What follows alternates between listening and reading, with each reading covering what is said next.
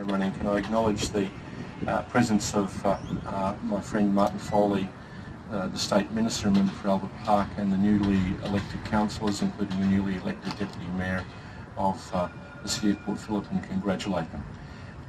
100 years ago, my grandmother's brother died in one of the fights after Pozières, 100 years ago on Flanders Fields. He's one of the 10,000 people, 10,000 Australians, 10,000 who have no known grave and who are on that famous sand wall at Villers-Bretonneux, where perhaps equally important ceremony to Gallipoli takes place, particularly at this time, particularly as we remember them. I think it's very important, even though it's a small crowd, that we continue to remember sacrifices of the Great War in this centenary of its remembrance. We're going to have some very important functions in the next 2 years, including 1917, the famous charge at Beersheba, and we're also going to remember in 1918 that the Australians, the only fresh troops left after the French army mutinied and the poor British had been bled to death by the previous 4 years, were thrown into the line at Amiens, held the Germans, who'd all been transferred from the Eastern Front after the defeat of Russia, and avoided the First World War being won by Germany. Australians drove the German army all the way from Hamel to the Hindenburg line.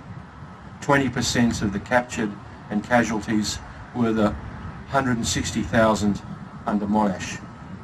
That's why I think Tim Fischer's campaign, former Deputy Prime Minister, to recognise Monash in the rank that he deserves as Field Marshal is important, not just for the correct recognition of one of our greatest Victorians, Sir John Monash, but it's because it recognises the role that Australia played in the First World War. We don't remember this to glorify it, but we remember that it would not have been the world that we live in now if Germany had won that conflict. And they were very close to doing it in March 1918 until the Australians, including my grandfather John Peake, who used to march with us in Kilda RSL past Luna Park here. I've got pictures of him. All the men wore hats in those days, by the way, in the 50s and 60s, unless they had made the incredible sacrifice that they do. This is an occasion to remember all of our servicemen and women who are serving overseas, to pray for their safe return, particularly the 460 who are in the hot zone in Iraq, and let us remember our great history.